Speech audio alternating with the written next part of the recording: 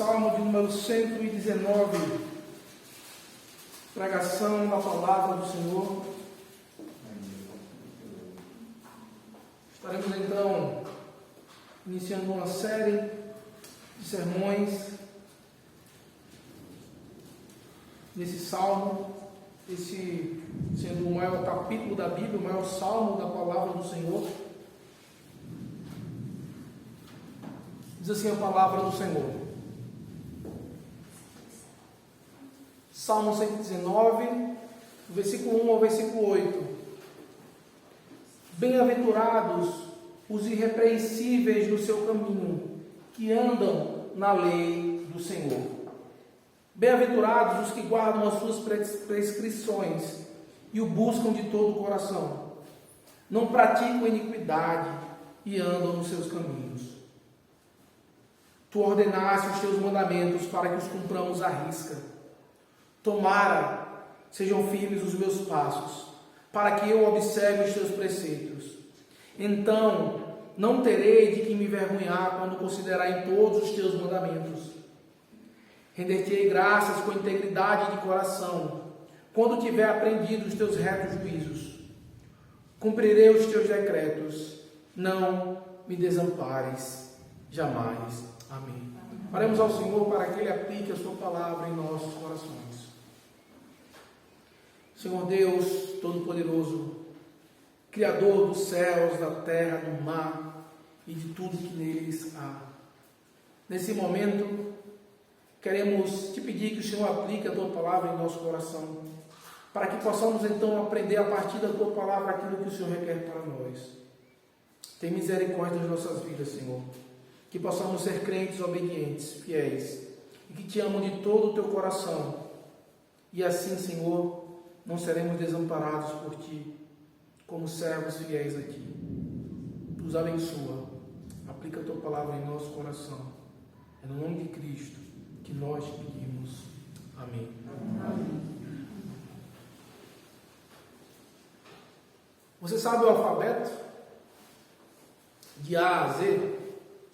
Talvez muitos de nós ou aprendeu o alfabeto, ou talvez até aprendeu mesmo a música do alfabeto da Xuxa, onde ela diz cada letra, e a partir de cada letra ela vai dizendo um nome que começa com aquela letra. Então nós, a maioria, sabemos o que cada letra daquele alfabeto cantado significava. Isso é uma forma de ensino e de aprender. Infelizmente nós não aprendemos o alfabeto conforme era ensinado no povo de Deus no Antigo Testamento. Nós estamos diante do maior salmo da palavra do Senhor, o salmo de número 119. E de 8 em 8 versículos é então uma estrofe, o qual cada estrofe desse salmo começa com a letra do alfabeto. Toda criança no Antigo Testamento, eles aprendiam a ler e a escrever a partir dos ensinamentos da palavra do Senhor. Então, muitas coisas, quando Cristo falou, Cristo tinha a mentalidade de que todos aqueles que aprenderam a ler naquele sistema, o qual Deus é rei sobre uma nação, o qual havia uma nação que temia o Senhor, o qual a palavra do Senhor era ensinada às crianças assim que eles começavam a falar e a ler. E eles tinham na mente várias verdades. E então hoje estamos diante da primeira letra do alfabeto hebraico. Aleph é o nome da primeira letra do alfabeto hebraico. E então nós vamos aprender a mesma coisa que as crianças do Antigo Testamento aprendiam. Nós vamos aprender o caminho em que o Senhor quer que nós andemos, para que nós não desviemos. Era isso que era dito no livro de Provérbios. Ensina a criança no caminho que deve andar, e quando for velho não se desviar dele. Nós vamos ver então como as crianças eram ensinadas para não desviar. E como hoje nós precisamos estar vivendo e aprendendo como crianças que escutam a voz do seu Pai, o Deus que está no céu sobre tudo. E nessa tarde nós veremos então que os que obedecem são fiéis e amam a Deus de todo o coração, não são desamparados. Os que obedecem, os que são fiéis e os que amam a Deus de todo o coração não são desamparados. Nós veremos isso em 3 partes desse texto. A primeira parte é do versículo 1 ao versículo 3, onde então nós veremos que aqueles que obedecem à lei de Deus são bem-aventurados. Aqueles que obedecem à palavra do Senhor são bem-aventurados. Do versículo 4 ao versículo 6, nós vamos ver que o desejo de viver fielmente à luz dos mandamentos de Deus nos faz ser bem-sucedido. Ser fiel a Deus nos faz ser bem-sucedidos. E do versículo 7 ao versículo 8, nós veremos então que o Senhor não desampara, o Senhor não abandona aquele que, com ações de graça, com o seu coração, busca aprender e se comprometer com o Senhor. O Senhor não desampara um coração que dá graças, que aprende e é comprometido com Ele. E veremos isso então nessas 3 partes. Como já foi dito, esse salmo ele era didático. Esse salmo então era para que as crianças aprendessem. E toda a mentalidade que tinha nesse salmo era a mentalidade que tinha então no meio do povo. Veja, isso é de extrema importância. Tem um livro que o título dele é o seguinte: quem controla a escola governa o mundo. Quem educa forma mentes e opiniões. E então estamos diante de um texto, e várias semanas, alguns meses, iremos estar vendo como deve ser a nossa mente, como a nossa mente deve ser formada, e como a mente das nossas crianças devem ser ensinadas.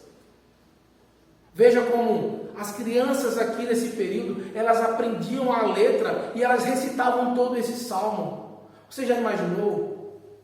Todos os nossos filhos, netos, nossas gerações, recitando o maior salmo das Escrituras. Veja que a realidade da igreja é totalmente diferente. Se talvez em alguma reunião as pessoas disserem, vamos fazer uma leitura do Salmo 119, a nossa reação natural é muito grande. Quanto tempo vai durar essa leitura? E ainda nem chegou no versículo de número 100. Que hora será que eu vou chegar em casa hoje? E então as crianças eram ensinadas de maneira deleitosa, onde elas tinham a letra, a mãe fazia um biscoito, colocava um mel, e as crianças pegavam a letra e recitavam, e elas percebiam que a lei era boa. Por isso que nós cantamos no Salmo 19, quando ele fala que é mais doce do que o mel deixa lá dos favos. Eles entendiam que a lei do Senhor é muito boa, que a lei do Senhor é para favorecer os que o servem, para favorecer os seus servos e dar liberdade. E a primeira coisa então que o Senhor vai mostrar no versículo 1 ao versículo 3 é que aqueles que obedecem à lei de Deus são bem-aventurados. Veja que muitas vezes essa palavra bem-aventurados as pessoas entendem como alguém que é alegre. Você quer ser feliz na sua vida? Você é uma pessoa alegre, mas ainda assim não consegue demonstrar o que essa palavra, essa expressão realmente significa. Bem-aventurado é alguém que tem uma bênção direta dada pelo próprio Deus, o qual a alegria está no Senhor. Alguém que busca em primeiro lugar o reino de Deus e a sua justiça. Alguém então que é servido de maneira tão bondosa pelo Senhor, que é então bem-aventurado. Você provavelmente já ouviu falar no sermão mais famoso de Cristo, o Sermão do Monte, em Mateus capítulo 5. E ele começa então a falar, bem-aventurados, bem-aventurados, bem-aventurados. E durante as Escrituras, várias expressões de bem-aventuranças mostram então como é a vida de um cristão. E nesse salmo, ele inicia de maneira muito importante, para que as crianças entendessem que elas precisavam ser bem-aventuradas.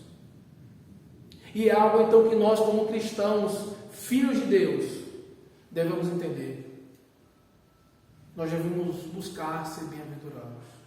E como então nós podemos ser bem-aventurados? É necessário então que nós obedeçamos ao nosso Deus. Uma vida de obediência. Já foi falado, está muito claro no nosso meio, mas é necessário repetir.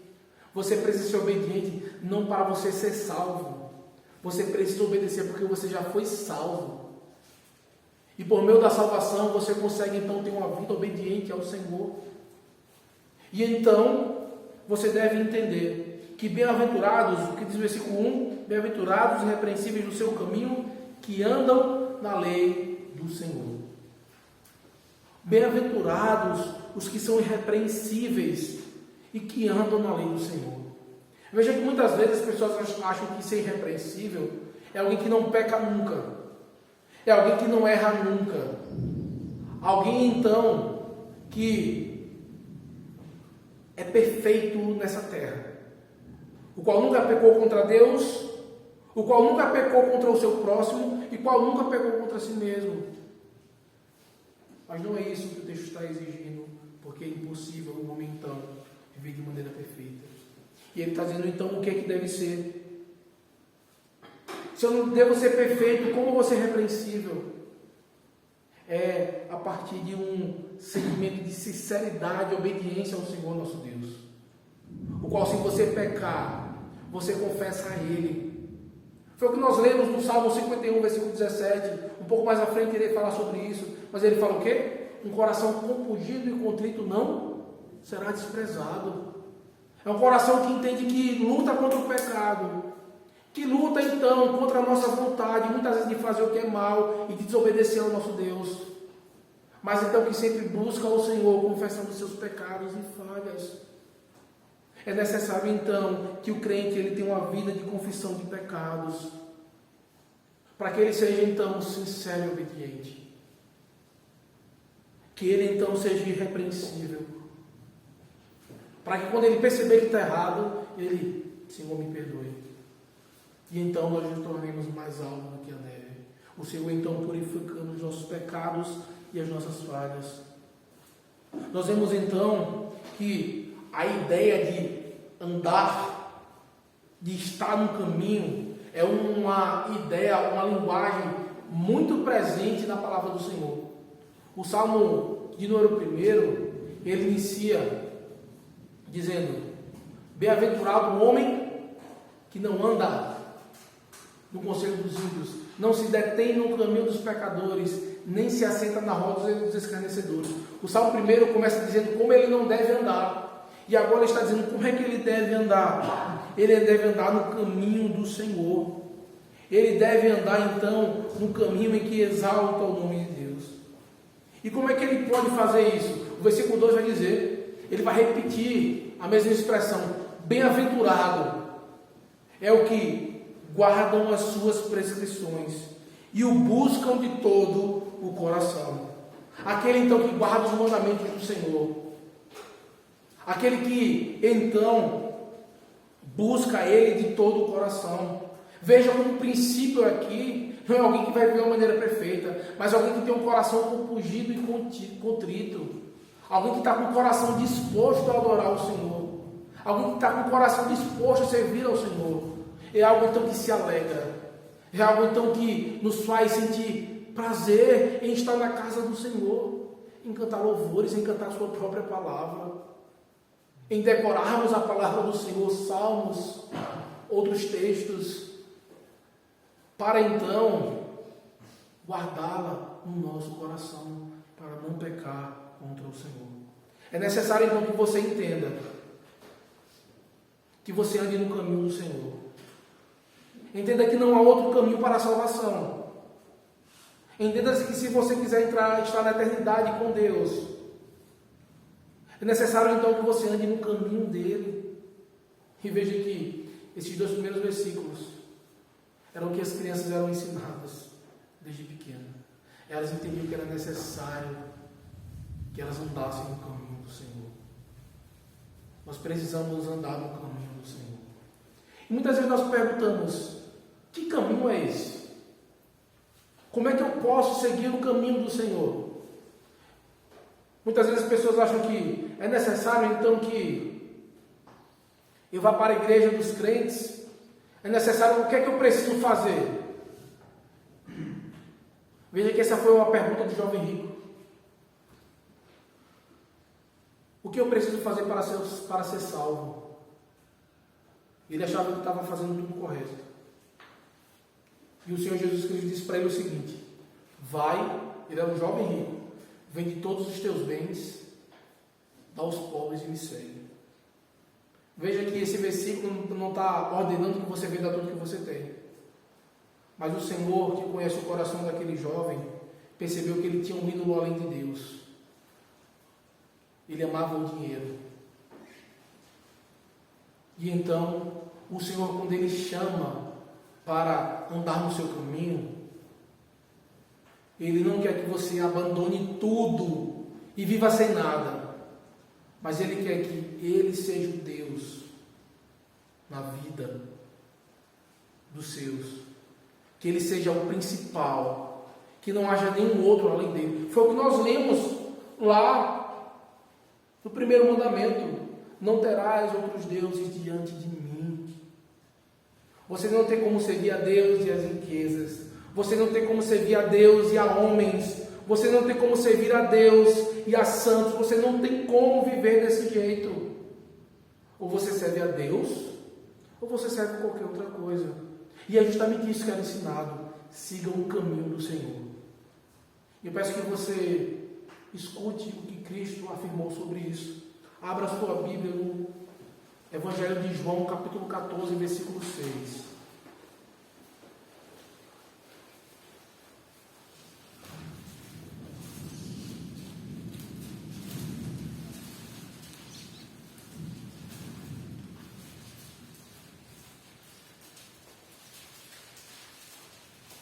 João, capítulo 14, versículo 6. Cristo diz o seguinte: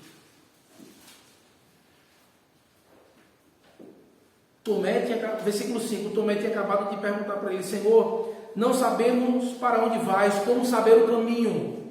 Como é que eu vou saber que caminho é esse? Cristo então responde para ele, versículo 6. Respondeu Jesus: eu sou o caminho, a verdade e a vida. Ninguém vem ao Pai senão por mim. Cristo está demonstrando o seguinte: não há outro meio de se achegar ao céu senão por Cristo. Não há nada que lhe ajude a chegar até Cristo. Não há nada que lhe ajude a chegar até Deus senão Cristo. É só Ele, somente, nada mais. Cristo está dizendo: olha, o caminho que vocês devem andar, eu sou o caminho. Eu sou aquele então que salva. Eu sou aquele que liberta. Eu sou aquele que perdoa pecados. Então entenda: você quer seguir o caminho? Siga a Cristo. E Ele deu várias indicações de como fazer isso. Ele diz: quem quiser seguir após mim, tome a sua cruz e siga-me.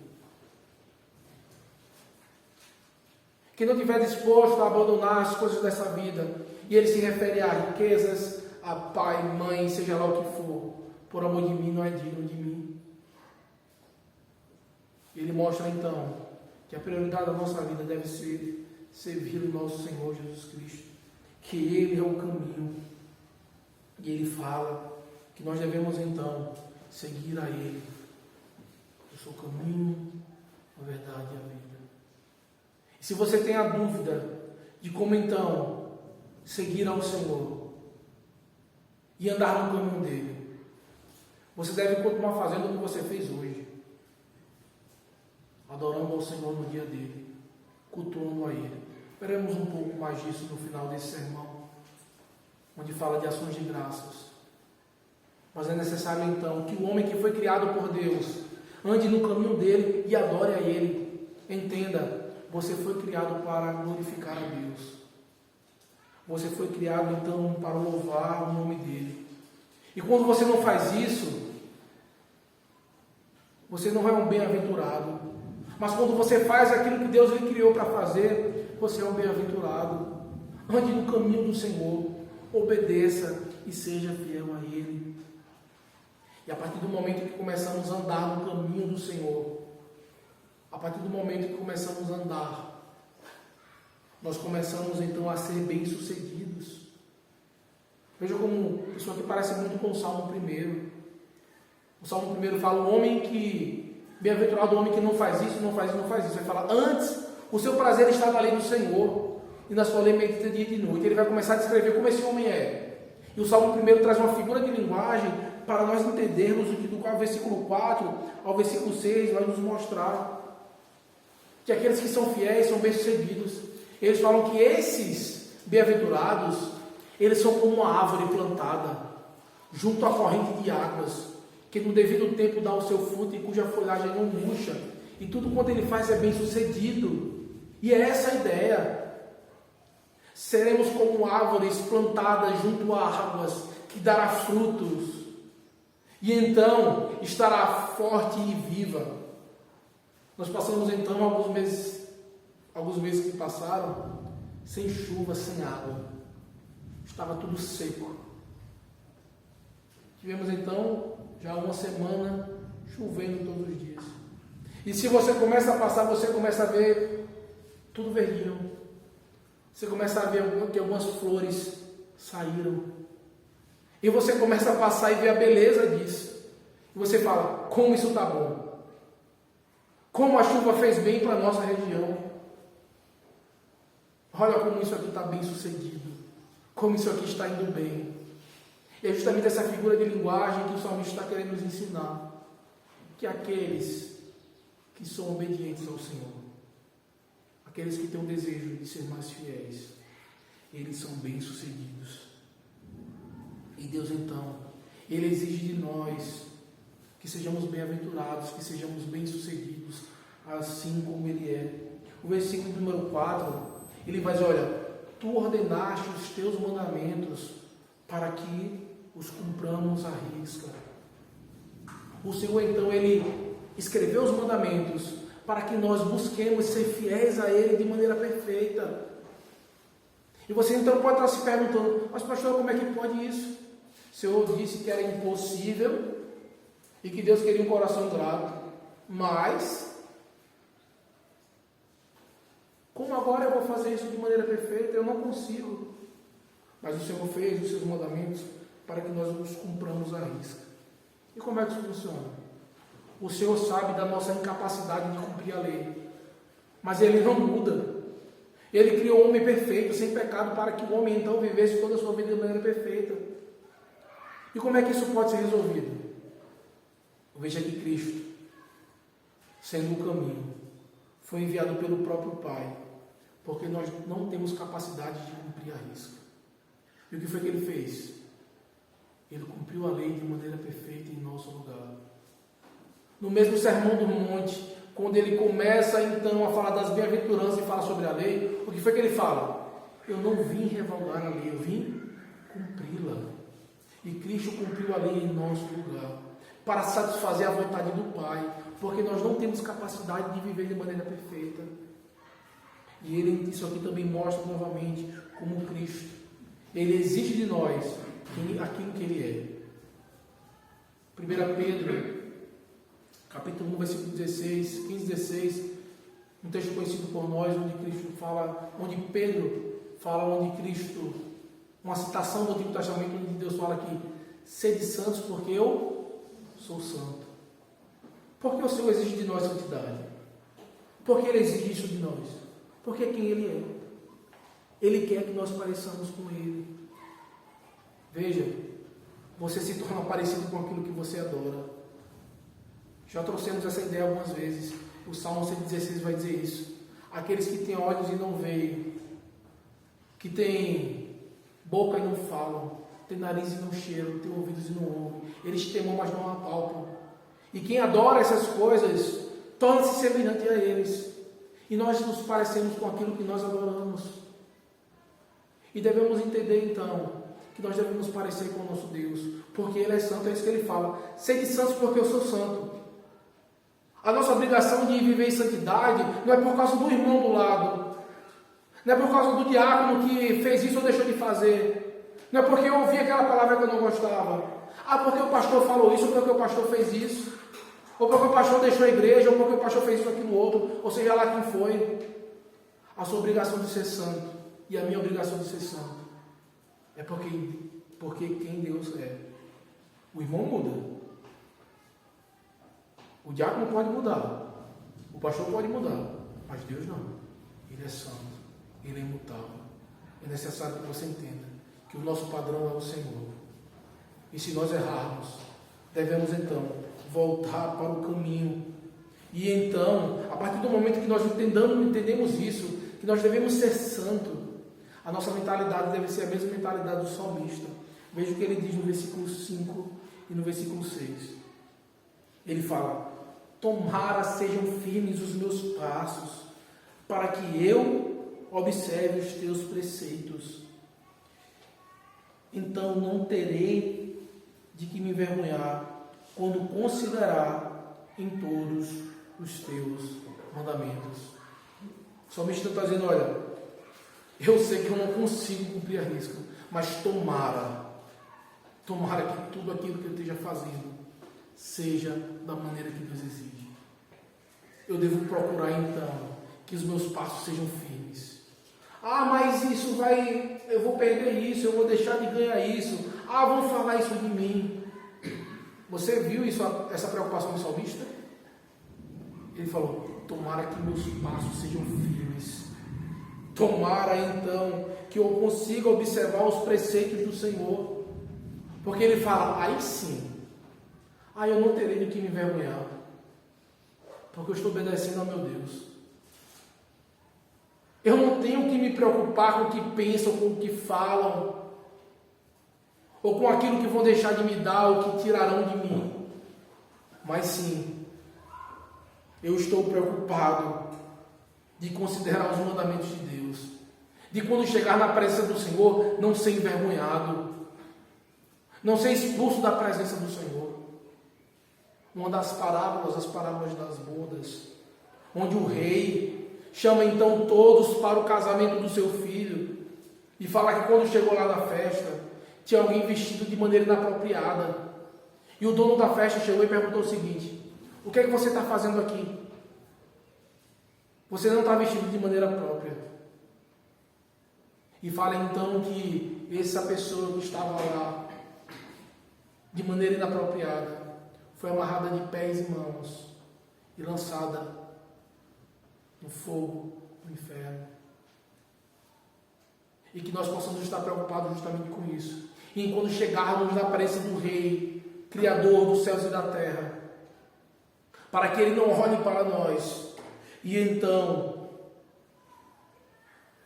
diga: você não faz parte, você vai ser envergonhado, você vai ser expulso na presença de todos. O que é que você está fazendo aqui? E que possamos então estar preocupados em agradar ao Senhor, render graças ao Senhor, e que se Ele perguntar para nós: o que é que você está fazendo aqui? Que você possa falar: eu vim pelo caminho que é Cristo, eu me revesti dele, eu estou aqui não por minhas obras, eu não fiz nada digno de estar aqui, mas sim Ele fez. O teu filho cumpriu a lei de maneira perfeita em meu lugar, e assim eu tenho esperança. E então, um coração sincero, Salmo 51, versículo 17, um coração compungido e contrito o Senhor não vai desprezar. Veja que o momento que lemos isso foi justamente um momento de contrição. É um momento de olharmos para como nós agimos e nos entristecermos por pecar contra o nosso Deus. Nós não podemos nos alegrar quando fazemos aquilo que é mal. Nós não podemos nos alegrar quando nós pecamos contra o nosso Deus, contra o nosso próximo, contra nós mesmos. Aquele momento de silêncio não é só para você ficar calado pensando em qualquer outra coisa, mas era para que você se dirija a esse Deus e que você mostre para Ele o seu zelo e sua preocupação. Diz: Senhor, tem misericórdia. Senhor, tomara que meus passos sejam firmes, para que eu consiga observar os teus preceitos. Como nós cantamos no Salmo 19, Senhor, eu tenho pecado contra ti, quem é que possa discernir as próprias faltas? Senhor, as que eu não percebo, me absolve, das que eu peco e muitas vezes eu não tenho noção, tem misericórdia, Senhor, da minha vida. E o Senhor, então, Ele olha para aqueles que andam de maneira fiel e então faz ele ser bem-sucedido. E veja que muitas vezes a ideia de ser bem-sucedido, ela é totalmente equivocada na nossa geração. Ser bem-sucedido é quando alguém tem algum emprego bom, ou ganha bem, ou tem uma liberdade financeira, ou quando passa numa faculdade ou num concurso, você fala, não, mas fulano é bem-sucedido. Mas, irmãos, isso não é ser bem-sucedido. Ser bem-sucedido é ser um bem-aventurado. Ser bem-sucedido é ser fiel ao Senhor. Alguém que é bem-sucedido é alguém que teme ao Senhor de maneira verdadeira, independente do seu saldo bancário, independente então dos confortos ou desconfortos que você tem. Uma prova disso é que o maior bem-aventurado que passou por essa terra foi Jesus Cristo. E ele era pobre, ele nasceu numa manjedoura, ele então foi humilhado, ele foi julgado de maneira injusta, e ele era bem-sucedido. Veja como o pai olhou para ele e disse: este é o meu filho amado em quem me comprazo. Este é o meu filho amado no qual me alegro. E mude o seu conceito de ser bem-sucedido na sua vida. Você ser bem-sucedido na sua vida é que você então sirva ao Senhor, que você se alegre nele, e que você possa então render graças a Ele por isso, por você ser um bem-sucedido. E o versículo 7, versículo 8, então, vai nos demonstrar que o Senhor Ele não desampara aqueles que o adoram com ações de graças, que tem um coração aprendiz e comprometido com o seu reino. Ele não desampara. E então o versículo 7, o versículo 8 vai nos mostrar justamente isso. Que o bem-sucedido adora ao Senhor, rende graças a Ele, louva o nome dEle. O versículo do número 7, ele fala: rendei graças com integridade de coração. Veja que a adoração ao Senhor, a ação de graças, dar graças a Ele, isso está intimamente ligado à adoração ao Senhor. Isso que nós estamos fazendo agora, adorando ao Senhor, saindo muitas vezes da nossa casa, do nosso dia a dia, sei lá, o que está acontecendo ao nosso redor, aquilo que nos convidam, aquilo que nos chamam para fazer, mas largamos mão de tudo para estarmos aqui adorando ao Senhor. E é isso que Ele exige, que rendam graças a Ele, com integridade de coração, que então, aquilo que seja importante na nossa vida, seja adorar o nosso Deus. Outra coisa muito importante para nós entendermos, é que para que nós adoremos o nosso Deus da maneira que Ele quer e que Ele exige, é necessário que nós aprendamos dEle. Veja que a segunda parte do versículo 7, ele fala: quando tiver aprendido os teus retos juízos. Veja que na primeira letra do alfabeto, a criança já estava sendo ensinada a aprender aquilo que estava sendo ensinado pelo próprio Deus, aquilo que iria ser ensinado para elas, uma mentalidade totalmente diferente, que não ia estar correndo atrás das coisas desse mundo, em que a prioridade da vida dela seria servir a Deus, e que ela então deveria sofrer o dano, mas estar servindo a Deus, e ela deveria ter um coração grato ao Senhor, um coração disposto a aprender esse salmo gigantesco, mas que ela entendesse que aquilo era bom, que aquilo era prazeroso, e que eles pudessem então afirmar: cumprirei os teus decretos, eu vou cumprir aquilo que o Senhor exige de mim, eu vou ser um crente fiel a Ti, eu vou ter um coração comprometido com o Senhor. E veja que nós temos aqui várias pessoas, algumas que professaram a fé, outras que não, algumas que já foram batizadas. E todos vocês principalmente os que já professaram a fé? Como tem sido o seu comprometimento para com o Senhor? Os decretos de Deus, vocês têm buscado cumprir? Vocês têm buscado cumprir os votos, juramentos que vocês vieram até aqui à frente e disseram: Senhor, eu creio, eu prometo, eu confesso, eu me submeterei, eu irei então ensinar os meus filhos para ler e ler as escrituras comigo, aqueles que batizaram, e vou trazer eles para a igreja. Aqueles então que disseram: olha, eu irei contribuir, irei estar presente nos trabalhos da igreja, irei fazer tudo o possível para me submeter à palavra do Senhor, às autoridades. Você, talvez, que não professou a fé ainda, como você tem agido para com o seu Criador? Você tem buscado cumprir os decretos dele e obedecê-lo?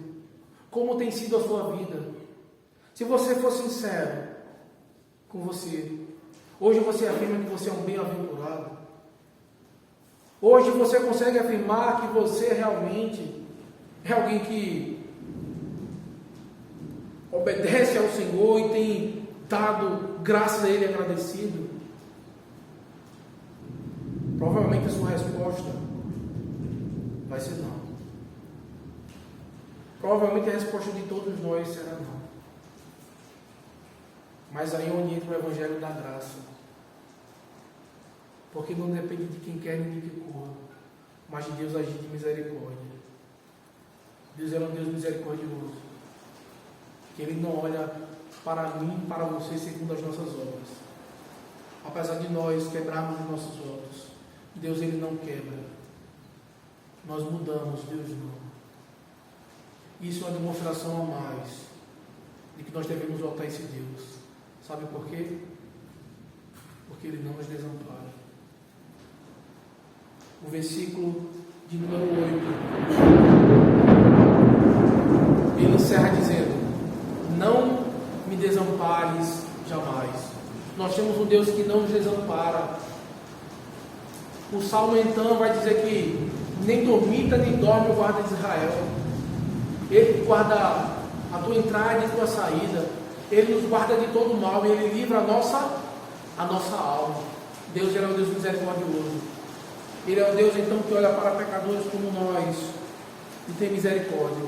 E que você entenda que se você quer ser um bem-aventurado, você precisa crer em Deus, você precisa adorá-lo, você precisa servi-lo, e que você tenha um coração comprometido em servir ao Senhor. E que você continue saindo da sua casa todo domingo para adorá-lo e ser fiel a esse Deus. Você está disposto a aprender o alfabeto de uma perspectiva segundo o Criador? Você está disposto a aprender o caminho então que nós devemos andar e seguir? Como nós devemos amadurecer segundo a sua palavra? Como seria maravilhoso, meus irmãos, que nossos filhos, nossos netos e até mesmo que nós tivéssemos sido ensinados por meio dessa mentalidade, e que possamos então estar mudando nossa vida para o louvor do nosso Deus. Amém? Que o Senhor aplique a sua palavra em nossos corações. Oremos ao Senhor. Senhor Deus Todo-Poderoso, Criador do céu.